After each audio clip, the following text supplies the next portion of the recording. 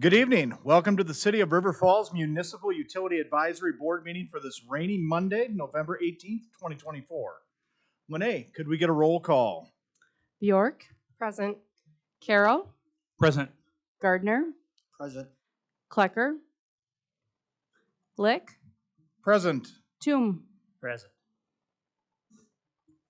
All right, looking for an approval of the minutes from the UAB meeting on October 21st. Can I get a motion?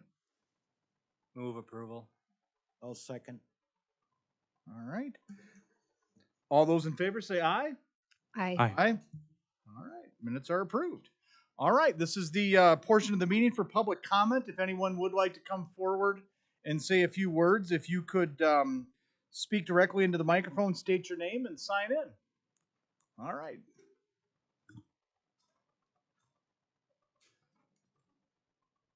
Diane O'Dean gave me a little extra time so I could get up here with the walker. Good evening. I'm William Hanson, N8723, 1025th Street, River Falls. I'd like to take a few minutes tonight to remind you that as you consider the need for an electric rate increase, the City of River Falls in their 2025-2026 biennial budget includes 4 capital improvement programs to be funded by the electric utility. These include a Kinney Corridor project of $3.1 million, jointly funded by the Corps of Engineers and the River Falls Electric Utility. If this project has a 50-50 match, this would mean that each of the 7,400 electric utility ratepayers will pay over $200 in just this biennium to free the Kinney. As advocates for our ratepayers, think about this as an electric rate increase is being put forward. Should the Kinney Corridor expenses actually be an electric utility cost? Thank you. Thank you.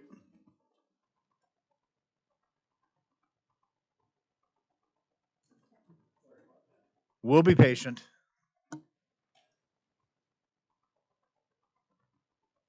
Good evening. Patricia LaRue, 489 Marcella Court.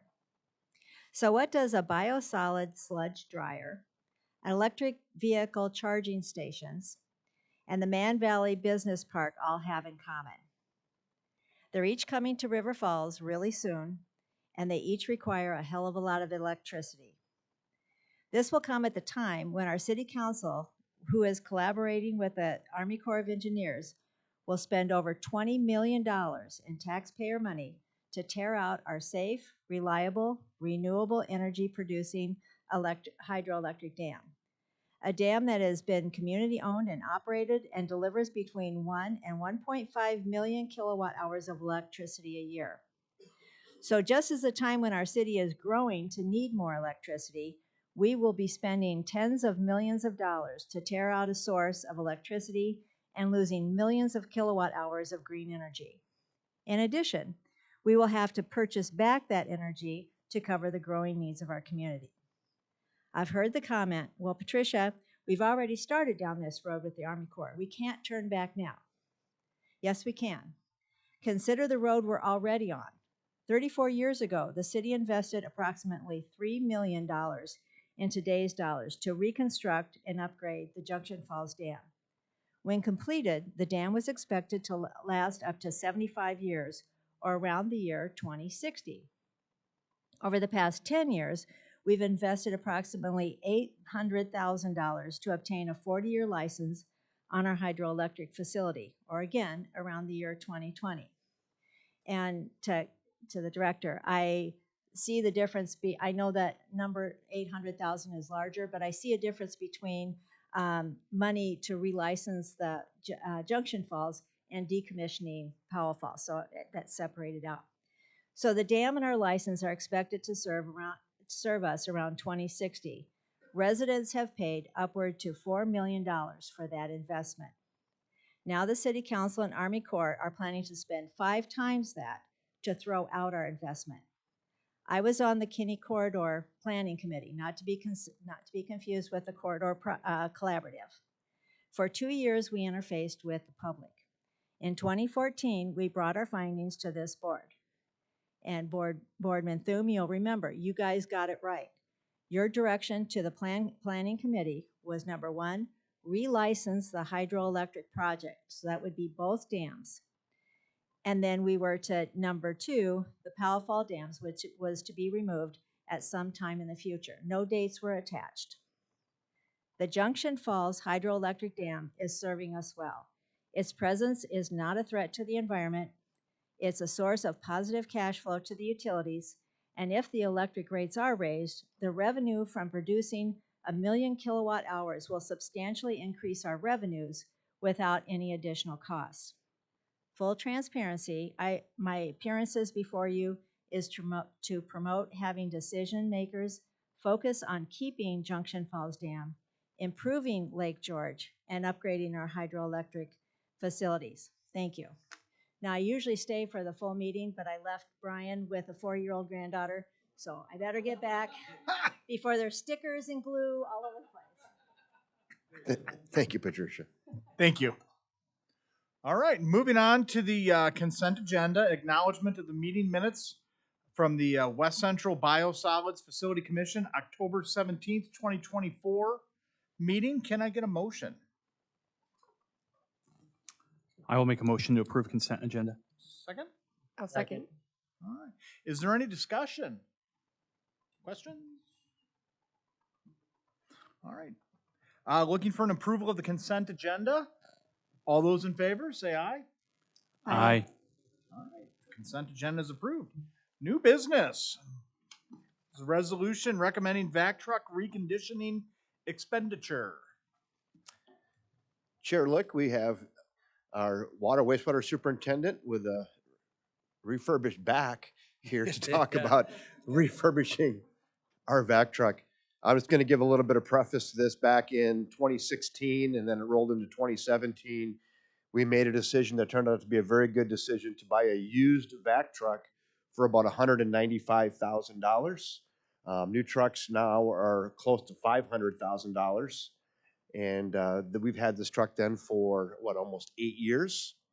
And we want to stick another 100,000 into this truck and forego buying a new one and spending the 500,000 to have this truck last potentially another 10 years.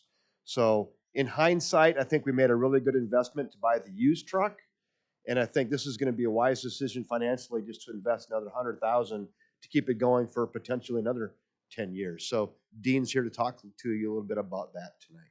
And I apologize, first of all, for making you come out on this wonderful night, because we weren't going to have a meeting until we decided we had to do this. So, the vac truck reconditioning, it's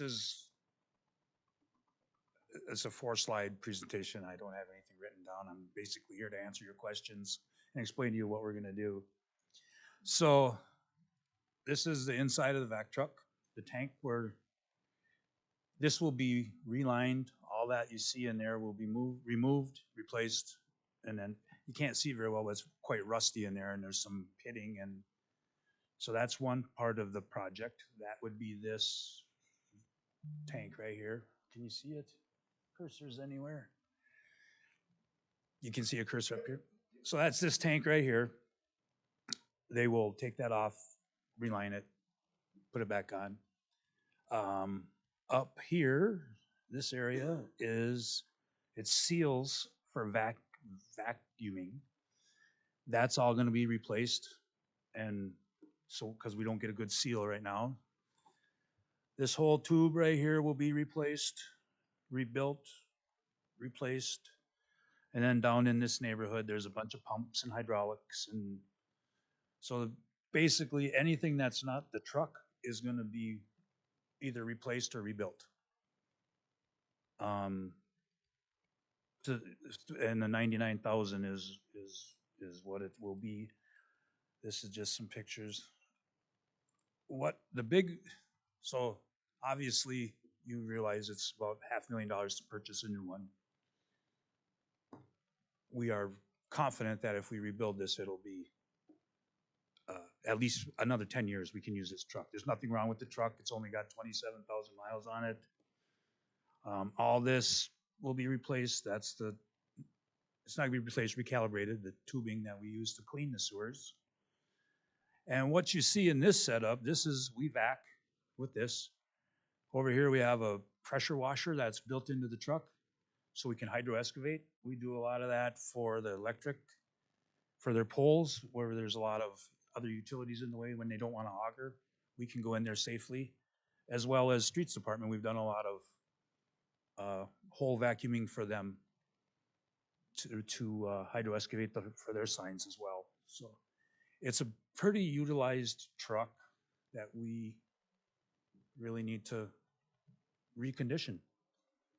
I want to build a little bit on that too, because when we bought that in 2017, I don't think our intention at all was to use it for other departments for trenchless excavating. So we get the electric department that gets close to other utilities. They'll call Dean. They'll come out there and suck the dirt out and make a hole by sucking the dirt out so you don't hit gas lines or fiber lines, things like that. But there's all kinds of uses that we're using this thing for around the city that when we purchased it, we didn't really think we'd be using it for that. But it works so well, it's used pretty widely through many departments throughout the city. And the main purpose for the truck is the sewer cleaning, which we do 100,000 feet a year normally. We have to do 25%. We're getting up close to 400,000 feet. So, it's out all summer doing that. So. And prior to this truck, it was another thing we had to contract out to be done. Now we have it in-house, so we really like that. We're able to keep up on our cleaning rotation. Emergencies, boom, we got the truck. Guys can get out in the middle of the night, unclog sewers. So it's a nice piece of equipment.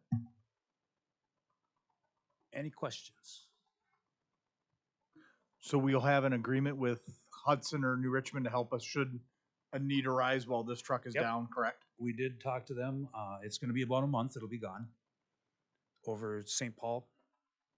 And yep, both Hudson and New Richmond, if we have an emergency backup or something, we have contacts there to call.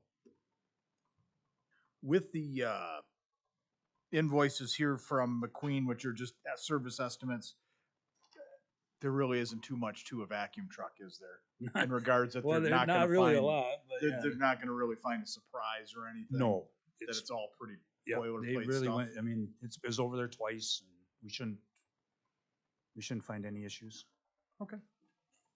And I know the CIP was 150 to purchase one, which we can't purchase anything for 150, so that's why we went this route. Got it. I'm trying to save money, not like the electric that's trying to spend all this money. Sorry. Shot. Right Sorry, there. sorry. Hey, we're all trying to save money. We got a lot of No, I know. frugal That was a joke. beagles. That was a joke. Just following up on Patty. So. Any other questions? I have one thing, I guess more of a statement than a question, but I mean, it's always good to save money, but what I appreciate more than being 51,000 under the CIP is just the thoughtfulness that goes into it. So it doesn't, because you can do the middle road and it can be a bad road. Right. And that happens with procurement all the time, but this looks to be pretty reasonable. All right. Looking for an approval for the resolution. I'll make a motion approval. Second. My second. Any further discussion? All those in favor? Aye. Aye. All right, motion passes. Thank you, Dean. Kevin, moving on to reports. A financial report. I don't have a lot to add. I know what's in here is the September financials. And I think Josh went over those with you at the last meeting. They weren't able to get the new updated ones for October, for the November meeting, but we'll have those for you in the December meeting. So the numbers, again, they were what they were last month. We're in the black for all of our departments, so things are looking good. But we did add in there some balance sheets that Chairman Lick was asking for last meeting, so we did try to beef that up and give you a few more line items as well on the balance sheets to help you peruse if you so wish to do that. So that's the financial report, same as last month with more information for you. Utility dashboards, I don't have a lot to add on utility dashboards. All of our departments are getting our maintenance done. I know for water and sewer, we've got our sewers cleaned, we've got our valves turned, we've got our fire hydrants ready for winterization with getting the water out of them. What am I missing, Dean, that we haven't? Televising's done. That's all done. It's on our maps with Tamara, who does a great job with that. So our departments have really buttoned things up nicely for winter, and we're prepared. So that's probably my dashboard report and combined monthly utility report. A few other things on the utility report, if you don't mind me going ahead.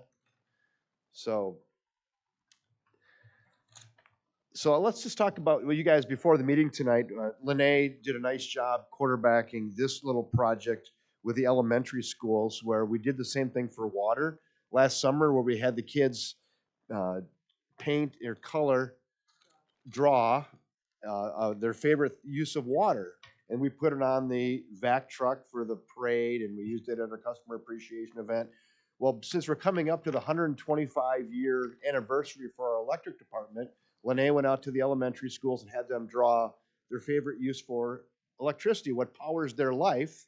And we had 10 finalists out of 108 entries from kids.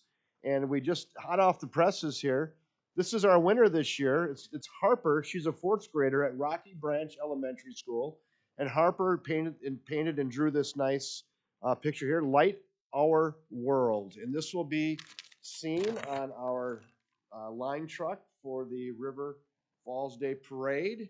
It'll also be used at our Public Power Week and our Customer Appreciation event. And we also have a second place winner. Power Up Our Beautiful World. This is Charlotte. She's a fourth grader at Rocky Branch. We also have a third place winner as well, Niall from third grader at Rocky Branch. And you might see the second and third place winners as well, as we've used I think we used the second and third place winners for water. So congratulations to the students. Thank you for all 108 that submitted. And Light Our World. That's a nice 125th anniversary drawing there. So that's what we have. Christmas tree pickups, we're going to do that again this year for our trash customers, January 6th, 13th, and the 20th. So during your normal pickup times, I think you have to put your tree either by your garbage can or on the front curb. We're going to get clarification on that. But the week of January 6th, 13th, and 20th, if you have your Christmas tree, you take all your tinsel off of it, you can put it out, and we'll take that. What else am I missing, Lene? Oh yeah, so we are going to have a meeting in December. Wayne Cyberling, we're part of our capital improvement projects. We are buying a new line truck. He's getting a little bit more information on that. He wanted to make sure it was 4-wheel drive, and there's an additional cost that goes into that versus a 2-wheel drive truck. They said doesn't do them much good. So they're going to get a 4-wheel drive truck, and we're going to bring that to you in a brief meeting, the same as we did tonight, and to have you discuss and maybe potentially approve a resolution for a new line truck. January 20th lands on Martin Luther King's holiday, so we will not have a January 20th UAB meeting in January. So that's looking forward. And Chairman Lick, that's all I have for this evening if there's not any questions. Perfect. Oh, go ahead, Tim. Well, just one quick Yeah. question. In the customer service department page talks about disconnect process and that sort of thing, and I see there, and I'm sure that's quite a difficult process, but there are 6 customers who were shut off. I'm just out of curiosity, are these residents that are people just moved out, or are people trying to go without electricity? So probably your latter, because we work so hard to get people to pay. So usually the process works like this. Somebody doesn't pay, contact them. We can make a payment arrangement, right? So we don't need it all up front. Let's get on $10 a week for 30 weeks or whatever it might be. If they break the payment arrangement, then they go back into shut off. So we contact them again and we give them another opportunity to come in and pay. There's probably 4 or 5 opportunities and connections we make with customers. And out of our initial 700 that we send letters to, we usually get it down to 5 or 6, so we're going to shut off. And out of the 5 or 6 that we shut off, there's usually 1 or 2 left, and those are probably vacant units at the end. So we get them all back within power. So I don't think we have anybody living without power, Okay, to answer yeah, your that, question. I assumed that. but just- Yeah, but it's good to state that. So the ones that are, I believe, are usually vacant units. But there might be a day that somebody, or a few hours that somebody goes. But typically, I would say this of knowing all the other utilities that I work with at through WPPI and whatnot, there are not many utilities that go far above and beyond as our customer service department does to try to assist people with that and give them the benefit of the doubt. So we are moving into the moratorium now where there will be no more disconnects. If you were disconnected, you can still remain disconnected, but we cannot do new disconnects now until April. So that's what I know about that. Thank you. Mhm. Anything else? All right, thank you, Kevin. Thank you. Looking for a motion to adjourn. Move adjournment? Second. Meeting's adjourned. Thank you all.